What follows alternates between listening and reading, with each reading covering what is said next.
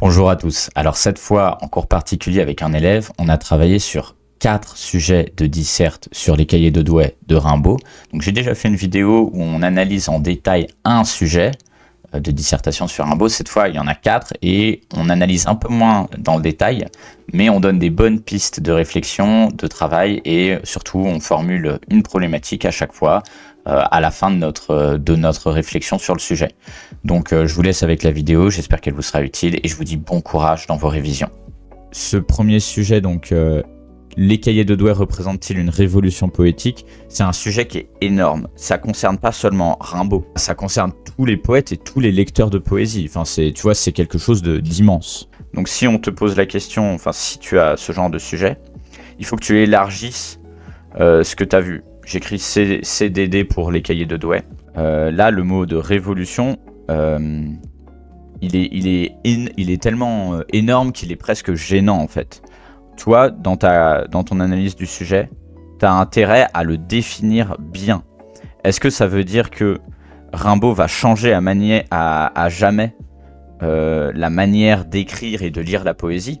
Donc en fait, ça change un genre littéraire quasiment.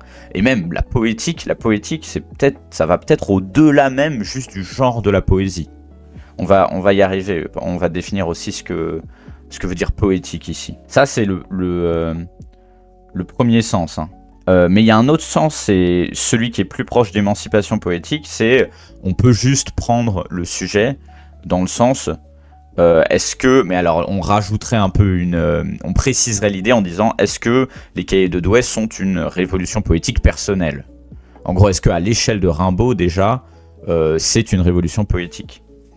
Et là ça se rapproche plus d'émancipation. Donc révolution personnelle. Et donc ce serait l'émancipation d'un jeune homme d'Arthur Rimbaud qui a 15-16 ans à l'époque où il écrit les cahiers de Douai. Donc révolution personnelle. Et là voilà, on revient plutôt à l'émancipation créatrice. Bah déjà, tu vois, avec ces deux sens, t'as peut-être deux grandes parties là. C'est peut-être déjà tes deux grandes parties qui peuvent être trouvées. Mais n'allons pas trop vite non plus. Qu'est-ce que ça veut dire ici poétique dans ce sujet? Le genre littéraire et la communauté des poètes en fait, tous ceux qui s'y intéressent, on peut dire aussi les lecteurs, et puis aussi poétique. Ça, je crois qu'on l'avait déjà dit.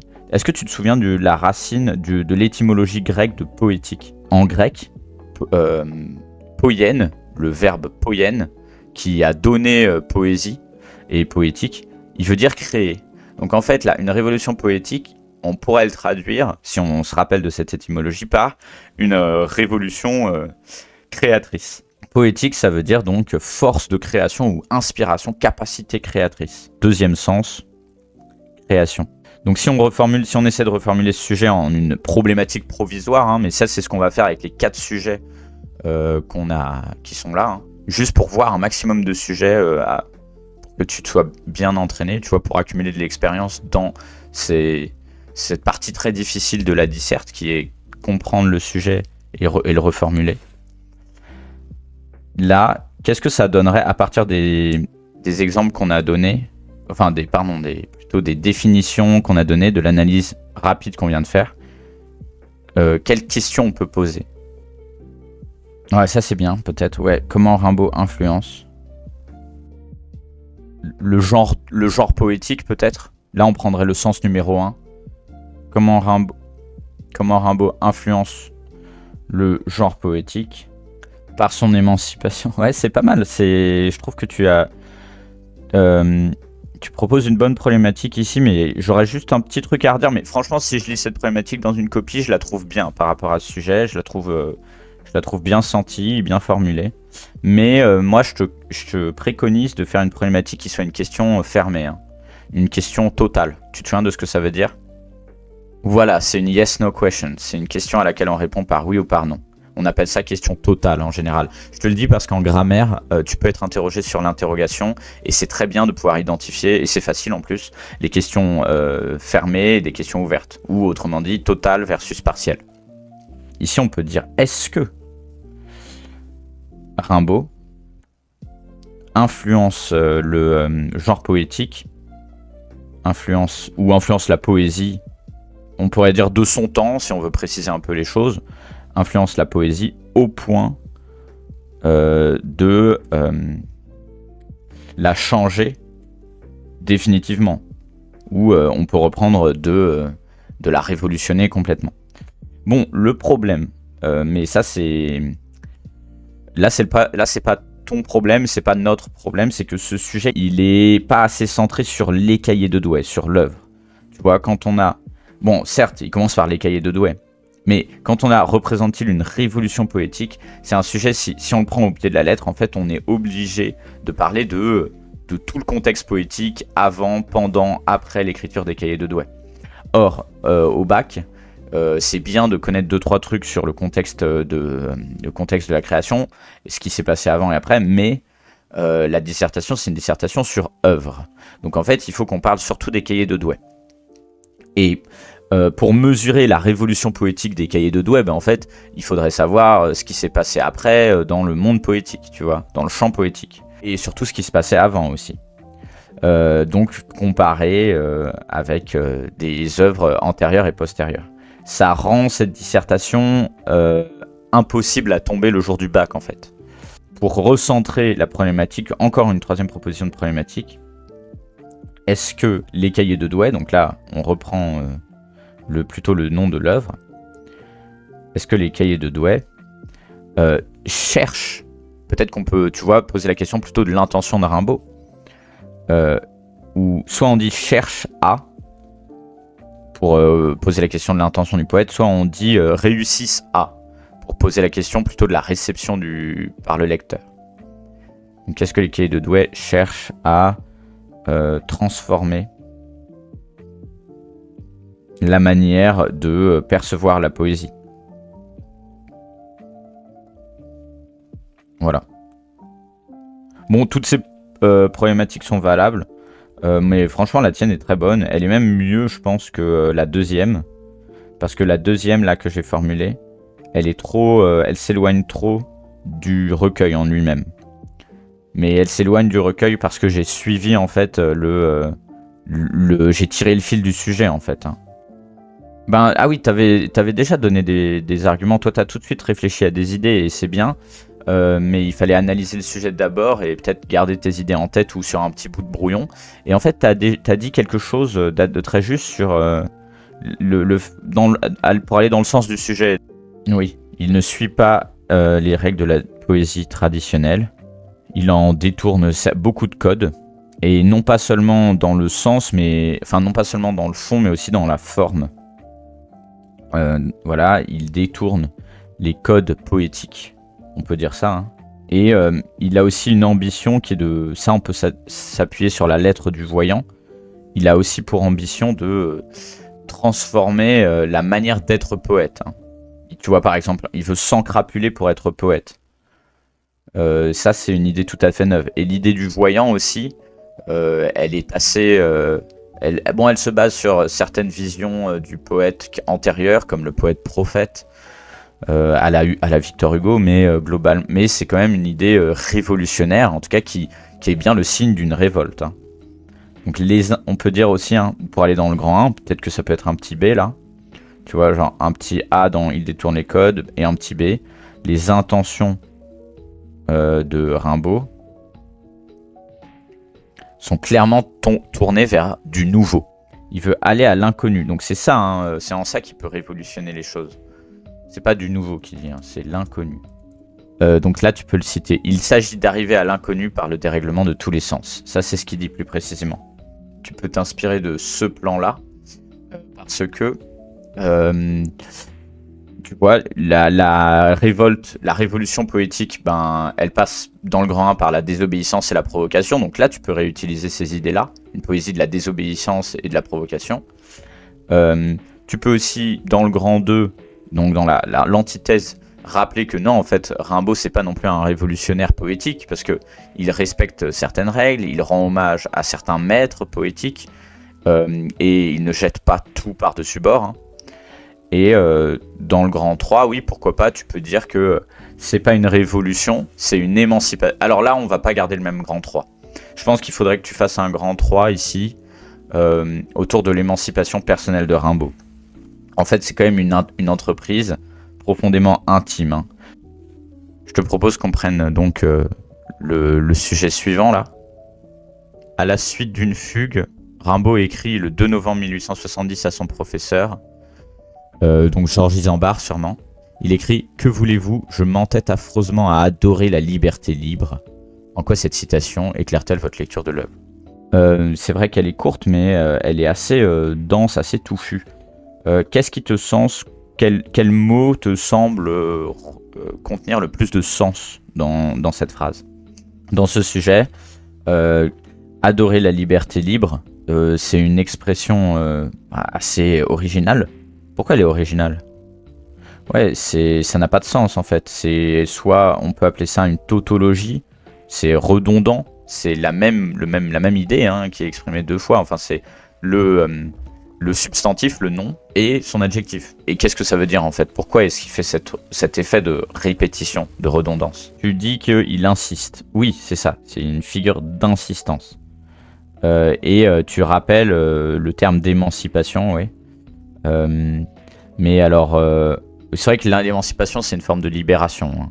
Donc c'est atteindre une liberté. Mais surtout là, le fait de dire liberté libre, ça indique qu'il a une très haute idée de la liberté et de la pureté de cette liberté. Une liberté absolue ou parfaite. Pure, absolue, parfaite. Adorer, hein. Ça, c'est encore un mot qui crée un effet d'insistance. C'est pas aimer. Adorer, tu sais qui on adore normalement dans la langue française, ce que ça veut dire adorer. C'est aimer si fort. En fait, normalement, c'est réservé au divin.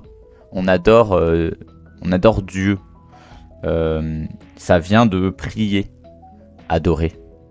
Orare ou quelque chose comme ça en latin, ça veut dire prier. Donc c'est aimer, mais c'est un amour qu'on porte à une divinité normalement. Donc tout ça est très insistant. Bon, mais c'est pas tout, parce que avant ça, il y a je m'entête affreusement. Et ça, on va le mettre ensemble aussi, on va l'analyser ensemble. Je m'entête affreusement, qu'est-ce que ça veut dire ? Quelle est l'originalité de cette formulation ? Être entêté, c'est, je crois qu'en anglais ça se dit stubborn. Ouais, c'est persister, s'obstiner. Ouais, persister. Persister très fortement. Persister sans tenir compte des autres, sans tenir compte de son entourage. Et aussi, il dit affreusement. Alors l'emploi de cet adverbe est très... Il faut l'analyser. Ouais, c'est qui fait peur, c'est qui est tellement laid, tellement moche, tellement dégoûtant que ça fait peur. C'est awful. Ici, c'est encore une figure d'insistance. Il devient terrifiant et hideux pour les autres. Tellement son projet poétique est avancé et extrême, ça en devient affreux. Est-ce que t'as pas un poème qui te vient à l'esprit où il y a des choses laides et terrifiantes, enfin très laides, qui sont évoquées ? Vénus Anadyomène, il est affreux ce poème. Et d'ailleurs, lui, il utilise des verbes, il utilise le terme hideusement. Belle hideusement d'un ulcère à l'anus, dans Vénus Anadyomène. Donc ça, c'est une citation que tu pourras facilement utiliser. Et il parle de Vénus, là, en plus. Hein.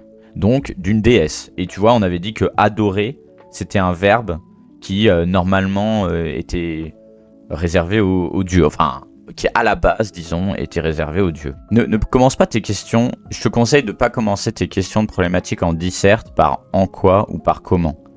Je te conseille de les commencer par est-ce que. Comme ça, tu es sûr de poser une question totale, une question fermée. Alors, si tu dis est-ce que le recueil, il ne faut pas dire illustre-t-il. Il faut juste dire est-ce que le recueil illustre. Et là, tu continues avec le complément. Illustre une quête, c'est très bien. Illustre une quête. Mais par contre, je te conseille de... Bon, si tu peux reprendre le terme de liberté libre, mais je te conseille de le reformuler. Si tu le reformules pas, mets-le entre guillemets. Tu vois, une quête de liberté libre. Mais franchement, essaye de le reformuler. Regarde les mots que j'avais proposés tout à l'heure. Ouais, une liberté totale. Une quête d'une liberté totale. Et moi, je dirais même, pour être encore plus précis, tu vois, pour parler aussi de l'adverbe affreusement, illustre une quête tellement absolue, illustre une quête de liberté si pure, si absolue, ou illustre la quête d'une liberté si pure qu'elle est déconcertante. Ok, très bien. Alors maintenant, revenons, prenons le troisième sujet là, donc qui est Sylvain Tesson dans Un été avec Rimbaud, écrit « Rimbaud est un barbare, son but, détruire l'ordre classique et, sur les ruines du temple, bâtir du nouveau. » T'as raison, dans le mot barbare, il y a une forme d'agressivité, ouais. Ah oui, je vois. Donc il est agressif, mais pour des raisons condamnables. C'est ça, oui, t'as raison. Hein. Oui, c'est plutôt... Oui, c'est ça, c'est de l'ordre d'une expression. Donc. Alors, tu as dit sur détruire l'ordre classique, c'est assez juste ce que t'as dit. Détruire l'ordre classique, c'est, on peut le reformuler par briser les conventions sociales et littéraires, hein, briser les codes. Donc les conventions sociales, c'est les conventions des rapports des personnes entre elles, et littéraires, hein, c'est les briser donc les codes installés dans la poésie, hein, à l'époque de Rimbaud, les codes en vigueur, on va dire.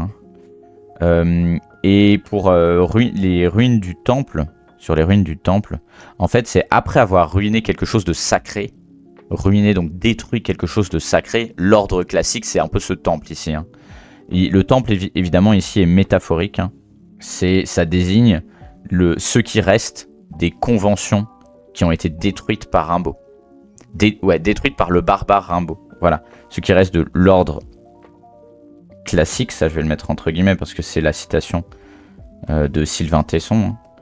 De l'ordre classique et sacré. Je rajoute sacré pour pas oublier qu'il utilise quand même un mot fort, hein, le temple. Voilà. Et donc il veut quand même bâtir hein, sur ce temple. Hein.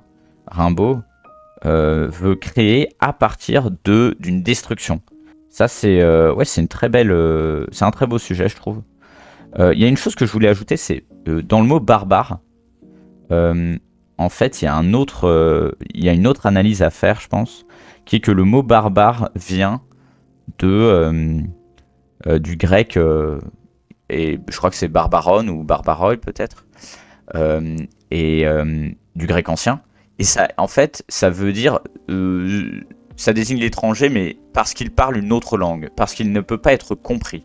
Et donc, on ne comprend pas Rimbaud. Rimbaud est un barbare, veut dire Rimbaud est quelqu'un qui parle une autre langue. Son langage est pas hermétique, mais à l'époque, il est barbare dans ce sens-là aussi, dans le sens où il est, dans sa langue, difficile à saisir.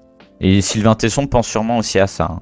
Bon, c'est aussi le titre d'un poème ultérieur hein, de Rimbaud, hein, barbare. Est-ce qu'on pourrait créer une petite problématique à partir de tout ce qu'on vient de dire là, de ce sujet qui me semble vraiment bien trouvé, ce sujet-là. Hein. Ah, tu veux utiliser l'expression faire table rase? Est-ce que tu pensais à cette expression? Ouais, ici c'est bien comme expression faire table rase, c'est détruire complètement et c'est souvent pour reconstruire. Fait table rase de la poésie classique. Ouais, pour créer une poésie moderne dans les cahiers de Douai. Très bien. Donc il ne faut pas oublier le point d'interrogation à la fin, c'est une question directe. Hein. On peut voir rapidement, on jette un œil au dernier. Il est difficile ce sujet. Hein. Alors c'est allons, la marche, le fardeau, le désert, l'ennui et la colère. Un voyage symbolique d'émancipation et d'écriture. Mais tu vois, je trouve que c'est pas un plan si thématique que ça. On peut facilement le rendre dialectique. Si on pose la question, est-ce que le voyage des cahiers de Douai, est-ce que l'errance et le déplacement dans les cahiers de Douai n'est que un voyage personnel et initiatique, tu vois? Est-ce que le voyage de Rimbaud dans les cahiers de Douai est un voyage serein, par exemple, tu vois? Ou tranquille, est un voyage tranquille. Et là, tu dis, oui, c'est un voyage personnel initiatique, tranquille. Ou c'est une série d'épreuves initiatiques qui font grandir le poète en le libérant, tu vois, en l'émancipant. C'est ça, hein, un voyage initiatique, c'est ça. Hein. C'est une série d'épreuves dans le voyage qui servent à changer celui qu'il fait, le voyageur. Mais ensuite, tu vas dire, mais en fait, ce voyage, c'est pas juste un voyage initiatique, il est causé et il est rempli de colère. Donc en gros, le départ en voyage, la marche, est provoqué par la colère. Et en plus, il conserve cette colère, et même peut-être qu'il l'alimente pendant son voyage. Donc là, voilà, tu vas mettre en tension, d'un côté, l'initiation personnelle et intime, et de l'autre côté, la colère face au monde. Donc en fait, tu vois, ce plan, il peut quand même être rendu dialectique. Il faut mettre en tension le grand 1 et le grand 2. Il faut toujours mettre en tension le grand 1 et le grand 2. En fait, c'est le sens que je donne au mot plan dialectique. Ça veut dire un plan tendu, un plan où le grand 1 et le grand 2 se répondent. Ils sont obligés de dialoguer, c'est le grand 1 et le grand 2. Et pour qu'ils dialoguent, en fait, il faut, et pour que ce soit intéressant, il faut qu'ils se disputent un peu. Qu'ils soient pas d'accord. Ou qu'ils n'aient pas exactement la même vision des cahiers de Douai.